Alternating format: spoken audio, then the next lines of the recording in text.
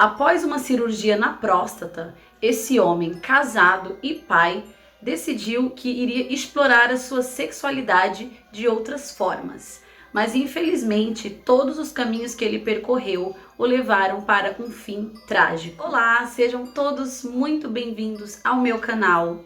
Eu sou a Jaqueline Airoso e vou contar para vocês uma história terrivelmente inesquecível. Esse caso, pelo que eu percebi, não tem nenhum outro canal de True Crime aqui do Brasil. Então, se você está assistindo esse vídeo, deixa o seu like, deixa um comentáriozinho, compartilha esse vídeo e se inscreva para me ajudar a continuar trazendo esses casos. O caso de hoje é muito triste, muito complexo e delicado. Ele aborda várias questões polêmicas da nossa sociedade, como infidelidade, casamentos abertos, alcoolismo, suicídio, autismo, idade de consentimento, entre várias outras questões. É uma história delicada, cheia de reviravoltas e com um final totalmente chocante.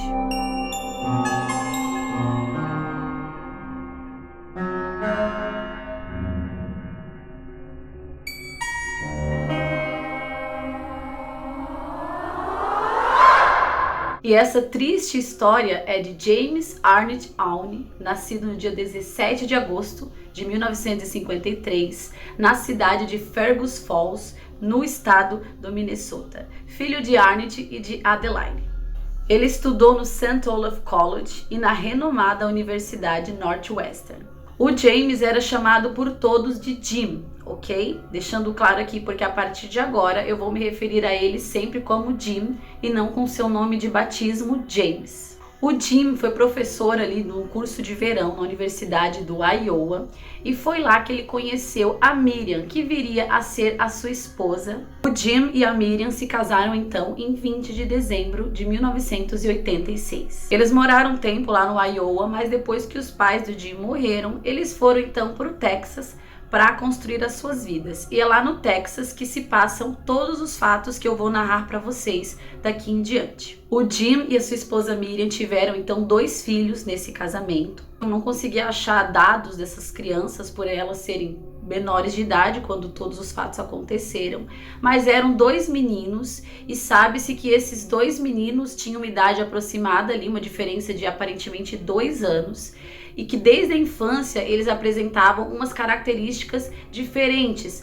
umas características atípicas, e quando foi investigado isso, eles foram diagnosticados com autismo. O Jim não ficou nada feliz com esse diagnóstico, o que eu acho que ninguém fica feliz, né? Eu falo por experiência própria, pois eu sou mãe de dois meninos autistas. Ele não aceitou bem, mas a esposa começou a aceitar e começaram com os cuidados e as terapias. Só que o Jim não, ele era assim bem frustrado com isso, tanto que não era uma coisa que ele contava para as pessoas. As pessoas ali dos círculos dos quais ele fazia parte não sabiam que ele tinha 2 filhos autistas em casa. Na verdade, a esposa dele fala que ele tinha vergonha dessa situação. Era uma coisa constrangedora para ele, por isso que ele mantinha em segredo.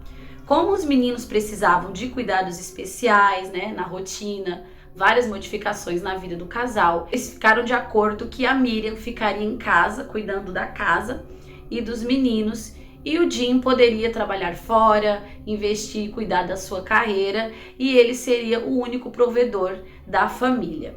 Isso deu certo, sim, por um bom tempo. Os fatos que eu vou narrar para vocês acontecem quando eles já estão com 25 anos de casados. Então as coisas funcionaram bem por um tempo, só que assim, eles viviam apertados de grana. Por mais que ele fosse um professor renomado, tinha muitas despesas altas, né, de hipoteca, carro, comida e principalmente terapias e medicações para os meninos, e por o Jim ser o único provedor, ficava muito sobrecarregado na questão das finanças, então eles viviam apertado. Por conta dessa questão dele esconder o autismo dos filhos, dele viver pressionado por questões financeiras, acontece que isso tudo era um segredo. O Jim não se permitia desabafar ou falar com as pessoas sobre o que estava acontecendo.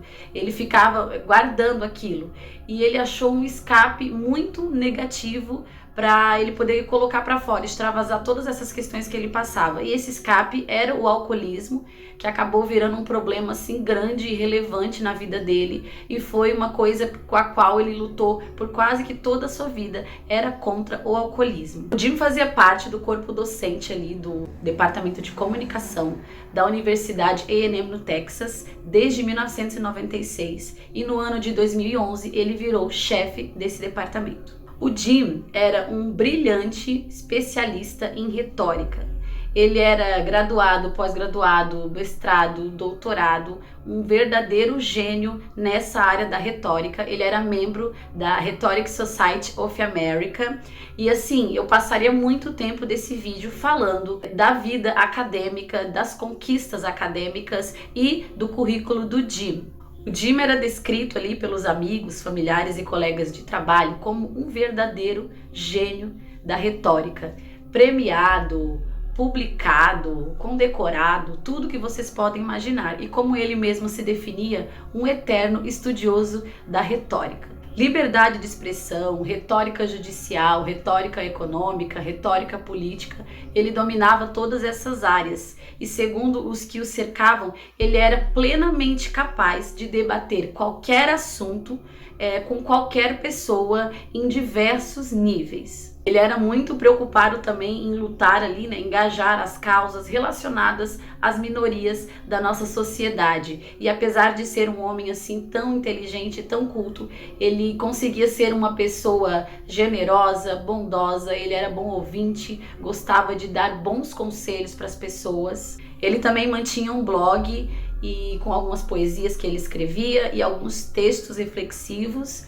autorais dele, obviamente, e ele gostava de manter aquilo ali como um diário na internet, muito antes disso virar tendência ou de virar modinha. Como em muitos casos que eu trago aqui para vocês, a internet acabou tendo uma função relevante na vida do Jim. Eu nunca gastei tempo em nenhum dos meus vídeos falando tanto sobre a vida acadêmica ou sobre o currículo profissional das pessoas envolvidas, mas no caso do Jim eu estou sim falando para vocês porque é importante para a história, é importante que vocês vejam quem ele era. Chefe, professor, mestre, um pai de família, o seu status, era como ele se apresentava para a sociedade, era como ele era visto, essa era a imagem dele. Vocês precisam entender isso para vocês saberem por que as coisas chegaram no nível que chegaram, por que o Jim ficou tão desesperado e por que o Jim sabia e sentia que ele tinha muito a perder. Quando acontecerem os fatos, vocês vão entender.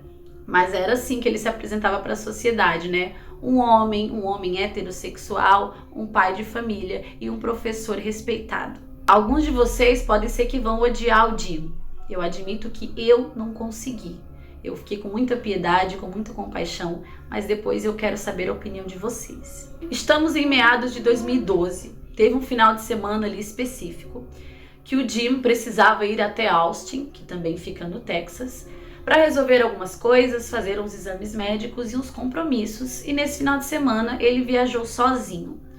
Quando foi na segunda-feira de manhã, ele retornou e a família estava se preparando ali para começar o dia, tomando café da manhã, só que a Miriam percebeu que o Jim estava um pouco diferente, estava um pouco calado, um pouco mais quieto, e ela perguntou para ele se o final de semana tinha sido bom, e ele disse que tinha dado tudo certo. E um pouco antes de se levantar para sair para trabalhar, ele falou para ela: "Querida, a propósito, eu dormi com um homem, mas eu não sou gay.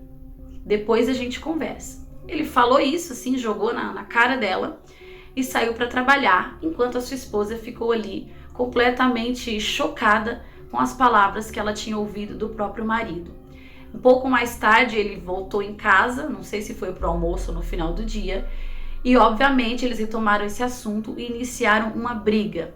O Jim falou para Miriam que tinha tido essa experiência homossexual e que ele tinha gostado, só que ele não sabia se ele era gay, ele não sabia qual que era a sua sexualidade, se ele era bissexual, e ele propôs à esposa que ele gostaria de continuar casado com ela, mantendo a família e tudo certinho, só que ele gostaria de ter a liberdade de às vezes poder sair casualmente com alguns homens. E obviamente a Miriam não aceitou. Ela disse que não queria isso, ou ela queria um marido que tivesse ali 100% com ela, ou eles iriam se separar, mas ela jamais aceitaria isso. Como foi dito, ele foi para Austin para realizar uns exames. E bem no final desse dia, ele recebeu uma ligação do seu médico, era uma ligação urgente, dizendo que os exames tinham mostrado que o Jim estava com um tumor maligno alojado na sua próstata e que ele precisaria passar por uma cirurgia de emergência.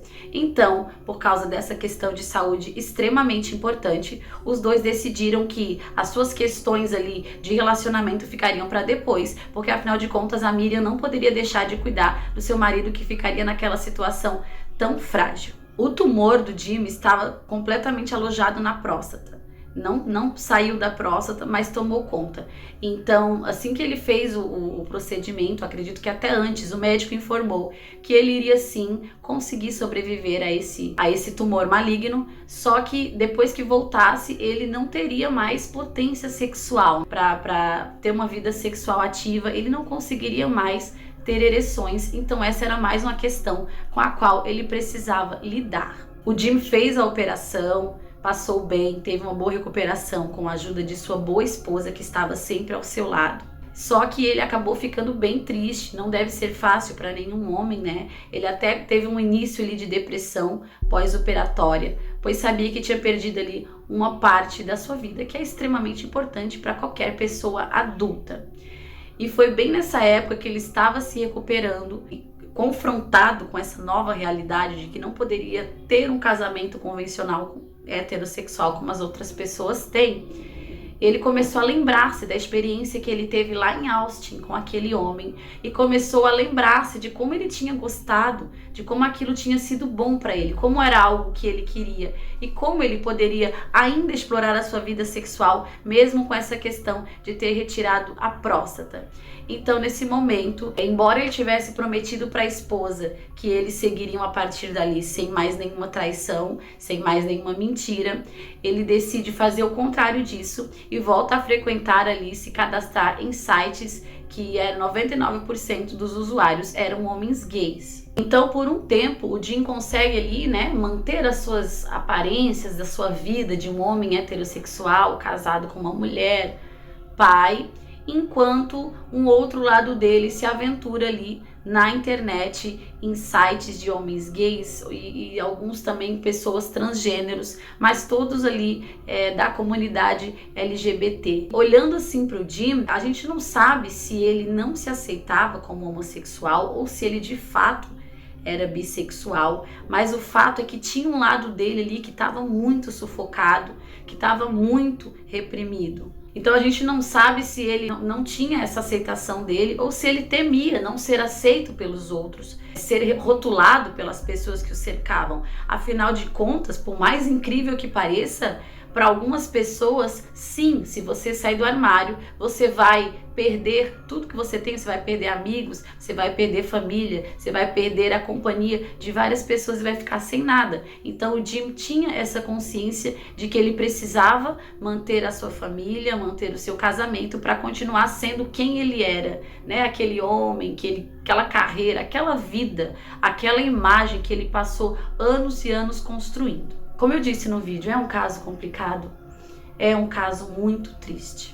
O Jim começou a conversar com uma garota trans que dizia ter 18 anos em um desses sites. Essa garota se dizia chamar Karen e ela dizia que sofria muito, por ser uma menina trans e que o lar dela era um local problemático, que ela não se dava bem com os pais, além de várias outras questões que ela enfrentava por essa questão ali do seu gênero. Com o passar do tempo, a Karen revela um fato para Jim. Ela diz que na verdade tem 16 anos, mas eles estavam ali começando a se envolver emocionalmente e ele continua conversando com ela mesmo assim. E a conversa evolui, ela pega o número dele, eles conversavam por SMS, na internet, por e-mail, telefone, enfim. Chega um momento ali em que eles acabam trocando fotos íntimas em uma conversa, fazendo com que aquela relação ali online evolua um pouco mais.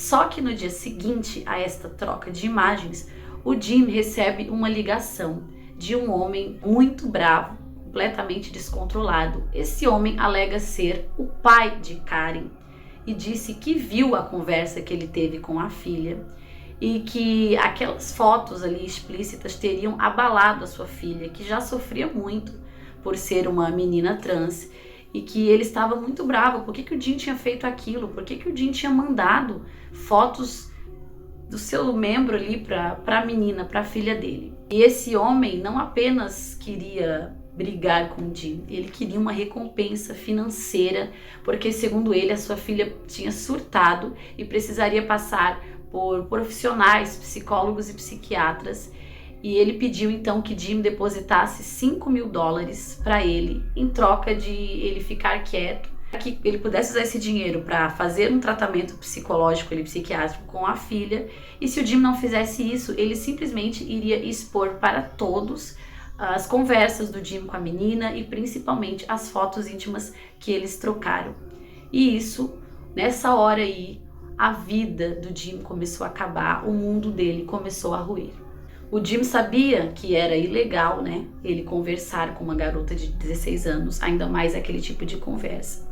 E o homem disse que logo chamaria a polícia e que ele seria preso. Então vocês imaginem o que é que começou a passar na cabeça do Jim.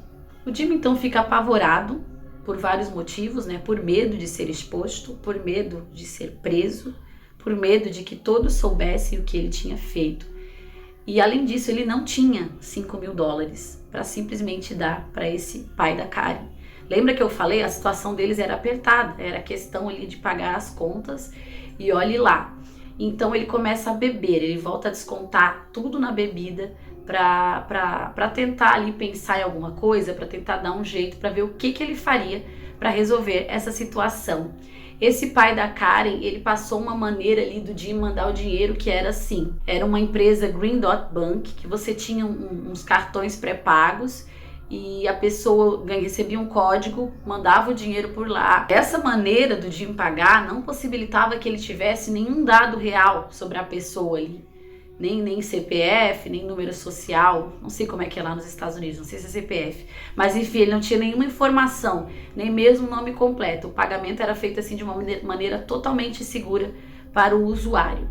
E o Jim não tinha dinheiro, o único dinheirinho que ele tinha era $1.500, que seriam destinados para pagar a hipoteca da casa, que é um pagamento mensal, né, como um financiamento, e um pouco do valor seria destinado ali às medicações que os meninos tomavam. Mas ele, como não estava pensando racionalmente, ele vai lá e deposita esses $1.500, esperando que o pai da Karen se acalme com aquele valor. Só que os $1.500 não serviram muito para o pai da Karen, ele continuou ameaçando, eram inúmeras ligações, inúmeros e-mails, inúmeras mensagens, e o Jim já estava ali pirando porque não tinha mais de onde ele tirar dinheiro.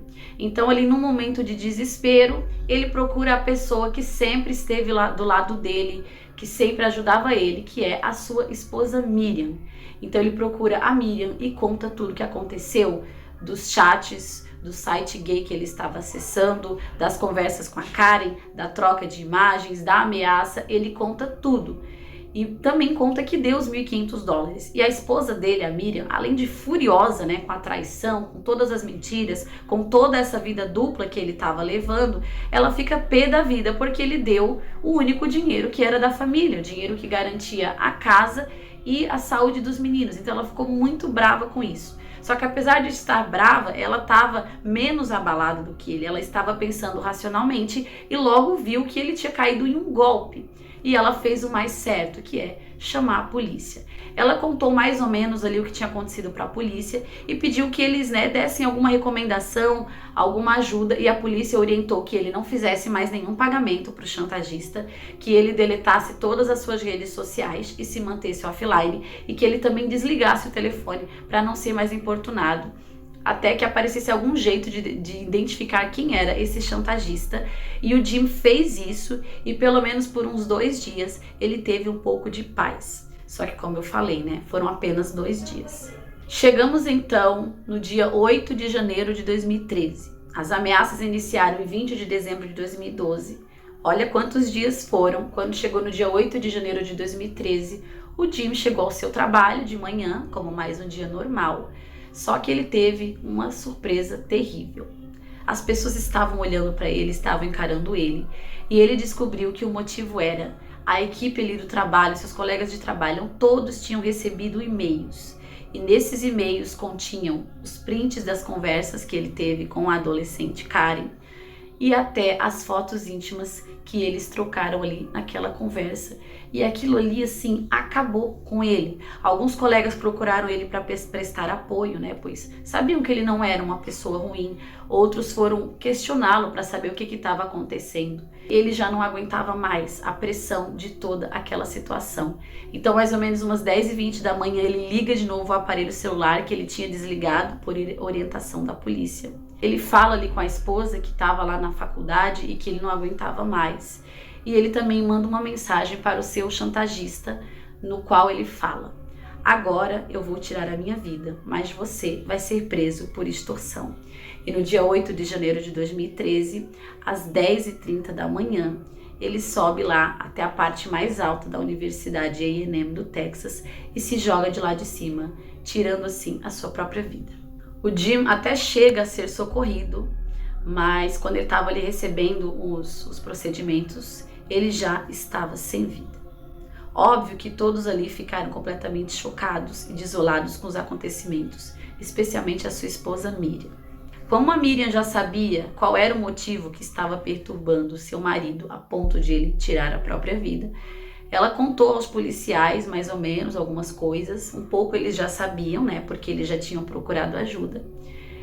E então eles solicitaram que o FBI intervisse e fizesse a sua própria investigação para tentar identificar quem era esse chantagista e se ele poderia continuar agindo de forma que mais pessoas chegassem àquele ponto de tirar a sua própria vida. A polícia de cara olhou o computador do Jim, percebeu que ele tinha sim trocado, né, várias mensagens, tinha várias conversas explícitas com a moça e com outros homens também, mas especialmente com essa adolescente transgênero chamada Karen.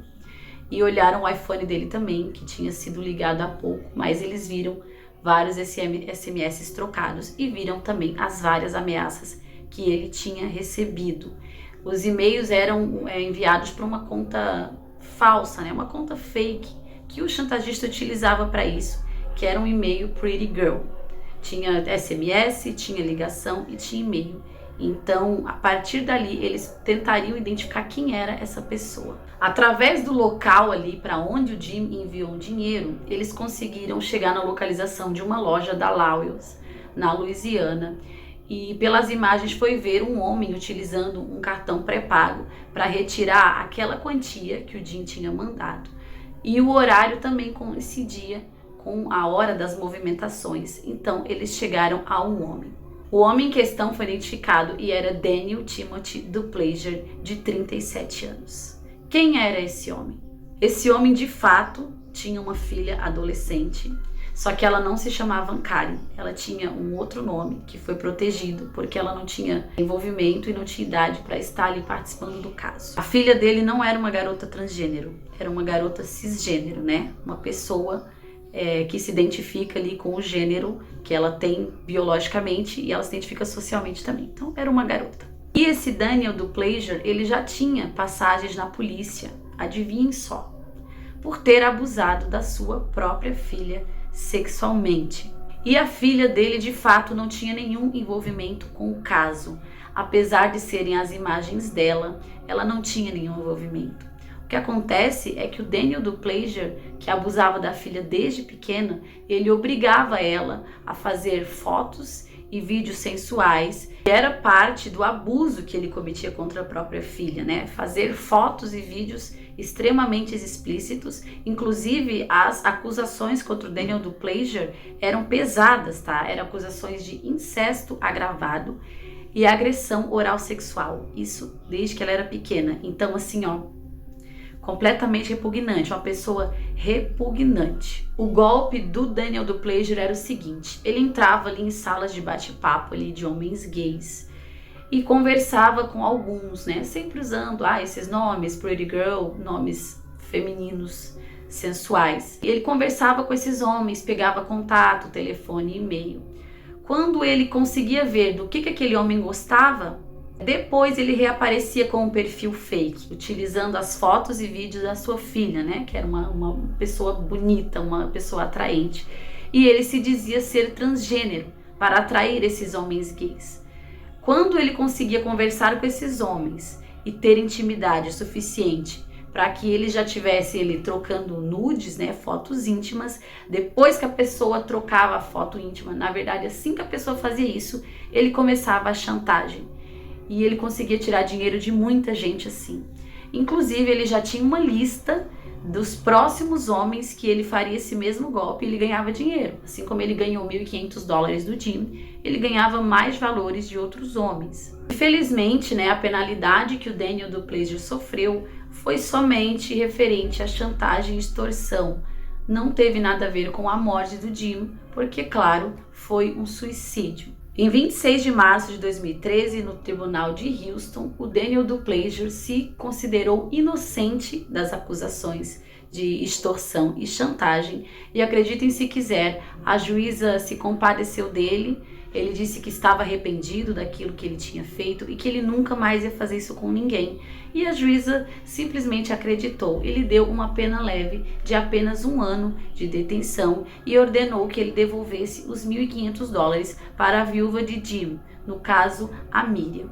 Ele devolveu o dinheiro, cumpriu a pena de 1 ano e agora está soltinho desde 2015. Obviamente, a viúva Miriam não ficou nada feliz. Considera que a justiça não foi feita, pois conhecendo ali, né, a índole do marido, ela sabe que ele jamais teria chegado ao ponto de tirar a própria vida se não fosse por tamanha pressão, por tudo que ele passou. Mas e aí, o que vocês acham? Vocês acham que o suicídio de alguém, quando é motivado por questões externas como essa, vocês acham que a pessoa deve ser penalizada? Ou vocês acham que suicídio é culpa de quem fez e a pessoa cometeu suicídio porque quis e os outros não tiveram nada a ver com isso, que a pessoa faz o que quer e ninguém tem culpa? O que vocês acham disso? Olha, no caso do Jim, eu fiquei muito triste, porque apesar dele ter cometido um erro, eu acredito que ele não era uma pessoa ruim e que não merecia ter um final tão trágico. Mas aí eu quero saber a opinião de vocês, tá? É isso, gente. Muito obrigada por assistir e até o próximo vídeo semana que vem. Tchau!